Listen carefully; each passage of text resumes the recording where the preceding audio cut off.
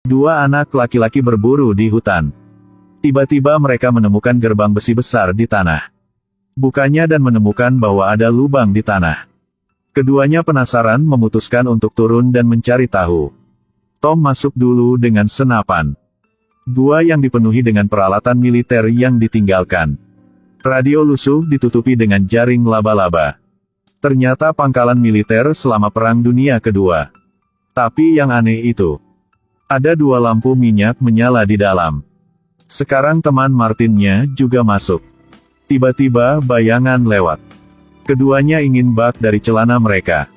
Martin dengan cepat masuk. Tapi Tom telah nginjak sesuatu. Nunggunya kembali. Lihat monster yang menakutkan berdiri di depan. Martin panik dan lari keluar hutan. Dia lari ke sebelah jalan. Kejutan, detik berikutnya. Martin sudah dalam keadaan koma, pada saat dia dibawa ke rumah sakit. Seorang polisi wanita datang untuk menyelidiki insiden itu. Dari mulut dokter. Dia memanggil nama temannya saat dia dalam keadaan koma. Jadi polisi wanita itu memutuskan untuk pergi ke tempat kejadian untuk memeriksa. Baru saja datang. Dengar suara aneh dari hutan. Ketika dia tidak tahu harus bagaimana. Tangan hitam tiba-tiba muncul. Kasus ini telah memberitahu Departemen Kepolisian setempat. Mereka mengirim pasukan polisi yang besar untuk mencari. Tanpa mengetahui itu ditargetkan oleh monster dalam kegelapan. Seorang dokter forensik wanita tertinggal. Jadi targetnya. Sambilnya, dua petugas sedang mencari di bagian lain dari hutan. Tapi mereka tidak sadari. Monster yang menakutkan muncul di samping mereka berdua. Salah satu petugas dipenggal di tempat. Adegan yang mengerikan ini buat rekan satu tim takut dan lari. Ketika dia berhenti untuk beristirahat, monster tiba-tiba muncul. Pukulnya dengan tongkat. Kemudian gantung dia di pohon dan potong perutnya. Ketika petugas polisi lainnya tiba di tempat kejadian, hanya ada dua mayat beku yang tersisa di tempat kejadian. Banyak polisi tewas berturut-turut. Buat orang di sini rasa kacau. Kepala polisi Kelly segera adakan pertemuan kelompok untuk selidiki. Memutuskan untuk memblokir semua jalan keluar dari hutan. Untuk menyelidiki penduduk terdekat. Saat mereka sampai di peternakan untuk mencari tahu apa yang terjadi.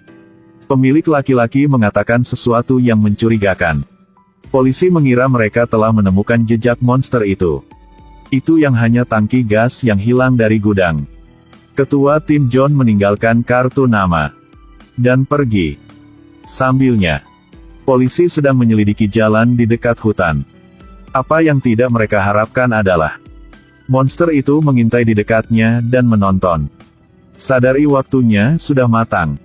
Langsung nyalakan dengan korek api.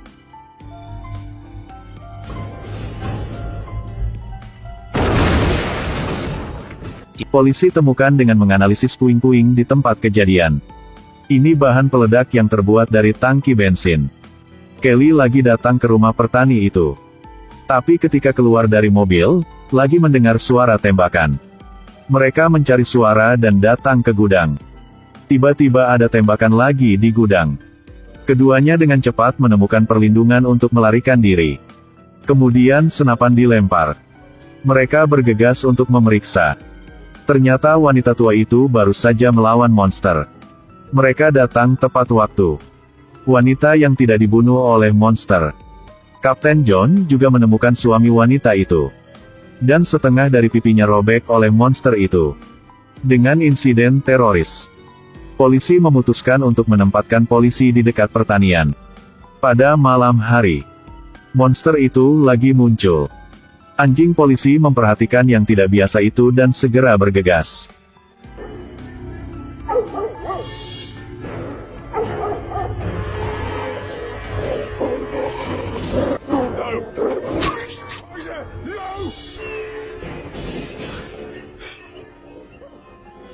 Kelly dapat berita lagi dengan cepat ke tempat kejadian.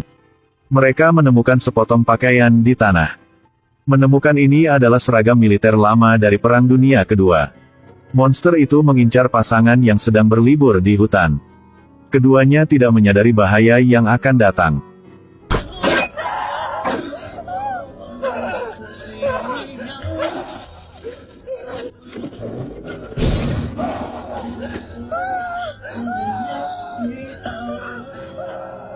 Hanya ketika polisi tidak bisa lakukan apa-apa, John tiba-tiba menerima telepon dari panti jompo. Bilang seorang veteran memiliki sesuatu yang sangat penting untuk dilaporkan kepadanya. Dia dan Kelly bergegas ke panti jompo di malam hari. Setelah percakapan lagi tahu, itu selama Perang Dunia Kedua. Pemerintah Inggris bangun pangkalan militer bawah tanah di hutan ini. Latih unit pasukan khusus. Digunakan untuk melawan invasi Kekaisaran Jerman. Dan dirinya lagi salah satunya. Suatu hari lelaki tua itu tiba-tiba menerima perintah dari atasannya. Biarkan dia menembak Kolonel Pearce. Pearce yang sumpah sebelum mati. Berubah menjadi iblis juga akan membunuh semua fasis. Dia mencurigai kasus ekstrim di hutan. Mungkin hantu Pearce. Pria tua itu berkata bahwa dia akan membawa mereka ke markas rahasia. Untuk menangkap si pembunuh sesegera mungkin. Angkatan bersenjata lokal. Putuskan untuk bekerja sama dengan polisi untuk melakukan pencarian hutan bersama. Tetapi karena kurangnya tenaga kerja, mereka hanya biarkan 5 orang pergi. Hanya ketika seorang tentara wanita pergi ke hutan untuk pergi ke kamar mandi, monster itu tiba-tiba muncul.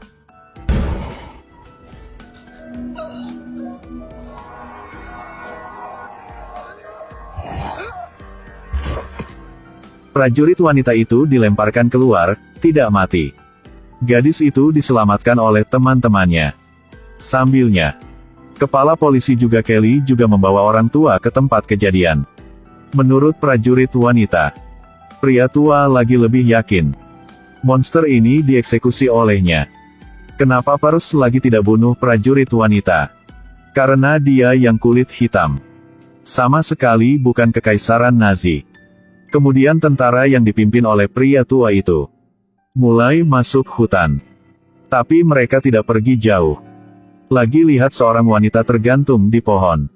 Ada juga tanda larangan masuk dari Nazi di lehernya. Wanita itu tiba-tiba bergerak. Ternyata dia belum mati. Para prajurit melihat ini dan segera maju untuk selamatkannya.